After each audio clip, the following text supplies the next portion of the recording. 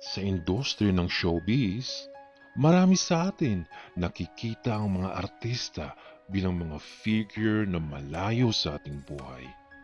Pero katulad din natin sila, humaharap sila sa mga pagsubok na may kinalaman sa kanilang reputasyon, sa kanilang personal na buhay, at sa kanilang mga pagkatalo at tagumpay. Isang magandang example ng ganitong sitwasyon ang issue ni na Vic Soto at Daryl Yap. Nagsimula sa isang teaser ng pelikulang The Rapists o Pepsi Paloma. Noong January 1, 2025, inilabas ni Daryl Yap ang teaser ng pelikula kung saan isang controversial na tanong ang ipinahayag. Si Jenna Alahar na gumaganap bilang Charito Solis ay tinanong si Red Bustamante bilang Pepsi Paloma, "Ni-rape ka ba ni Vic Soto?" At sumagot si Red ng, "Oo." In an instant, ang pangalan ni Vic Soto ay naging trending sa social media. Nagdulot ng reactions mula sa publiko at nagbukas ng isang bagong chapter sa kanilang buhay. Ang issue na ito ay naging sanhi ng malawakang discussions at controversy. Dahil dito, nagsampa si Vic Soto ng kaso laban kay Daryl Yap sa Muntinlupa City Regional Trial Court noong January 9, 2025. He said, "It's not just about him, but about protecting the integrity of people in the industry and also fighting against false accusations spreading on social media." Ayon kay Vic, wala siyang personal na galit kay Daryl, pero may responsibility siya na protektahan ang kanyang pangalan sa mata ng publiko. On the other hand, Daryl Yap, the director of the film, said that it's an expression of art. Para kay Daryl, ang pelikulang ito ay isang way to shed light on controversial issues that are rarely discussed in our society. He said it's based on the true events in Pepsi Paloma's life. Its goal is to show what really happened, even if it's controversial. So the question now, mga kaibigan, is what will be the outcome of these two sides? What can we learn from their story?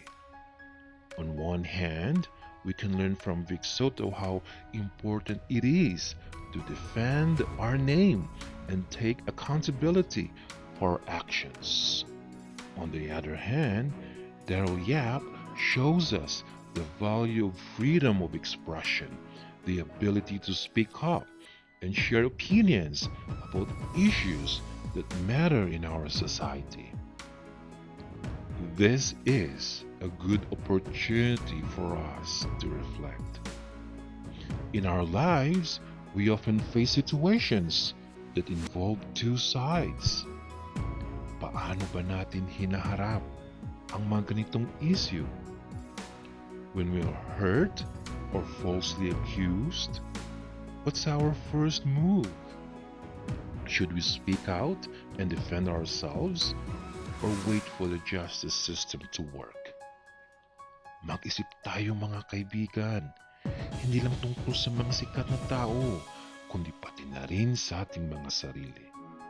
Ang bawat aksyon na ginagawa natin ay may epekto sa ibang tao. Kaya't may mga pagkakataon na kailangan nating mag-isip ng mabuti bago mag-react. One of the most important lessons we can learn from this issue is the balance between freedom and responsibility. While we have the right to speak up and share our opinions, kailangan din natin isalang-alang ang epekto ng ating mga salita sa ibang tao. We all have the right to defend our reputation, but accepting mistakes, forgiving, and showing compassion ay nagdudulot ng mas malalim na pag-unawa at mas matibay na relasyon. In the end, Isn't it lighter when we move forward with forgiveness and compassion? This issue teaches us an important lesson kung paano natin pinapahalagahan ang ating sarili at ang ibang tao sa bawat hakbang na ating ginagawa. Not just in showbiz, but also in our everyday lives. Paano natin maiiwasan ang mga kontrobersya at pipiliin ang respeto at pag-unawa sa halip? I-share mo ang iyong opinion sa comment section. What do you think about this issue? How would you handle these kinds of situations in your own life? Every decision we make has an effect. So let's think carefully, be cautious, and always choose forgiveness and respect. Please subscribe.